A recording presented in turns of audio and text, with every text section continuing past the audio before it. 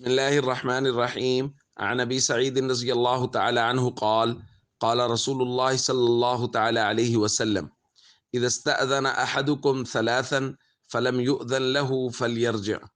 رواہ البخاری۔ نبی کریم صلی اللہ علیہ وسلم نے ارشاد فرمایا، جب تم میں سے کوئی ایک شخص 3 مرتبہ گھر میں داخل ہونے کی اجازت مانگے اور اس کو اجازت نہ ملے، اس کو چاہیے کہ وہ واپس چلا جائے۔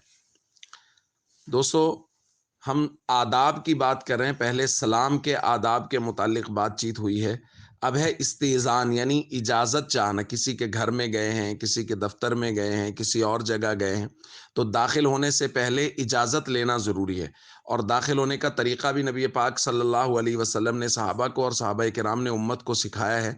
حضرت ابو موسیٰ رضی اللہ تعالیٰ عنہ حضرت عمر رضی اللہ تعالیٰ عنہ کے دروازے پر گئے اور اجازت چاہی، اور اجازت چاہنے کا طریقہ بتایا، السلام علیکم ادخلو۔ یہ ہے اجازت لینے کا طریقہ۔ پہلے سلام، جیسا کہ ہم نے حدیث میں پڑھا تھا، السلام قبل الکلام، کہ کلام کرنے سے پہلے سلام کریں۔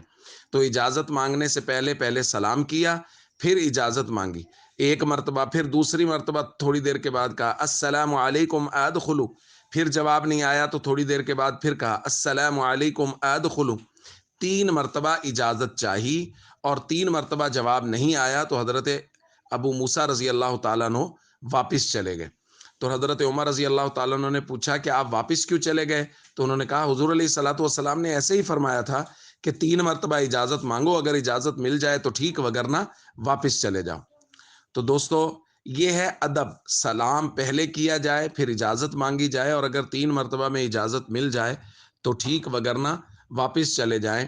اور یہ ہر چیز کا ادب ہے، گھر میں داخل ہونے کا، دفتر میں داخل ہونے کا، کوئی اور جگہ ہے وہاں داخل ہونے کا، یہی ادب ہے کہ پہلے سلام کیا جائے، پھر اجازت مانگی جائے، اگر اجازت مل جائے تو پھر داخل ہوں، اور اگر 3 مرتبہ اجازت نہ ملے تو واپس چلے جائیں۔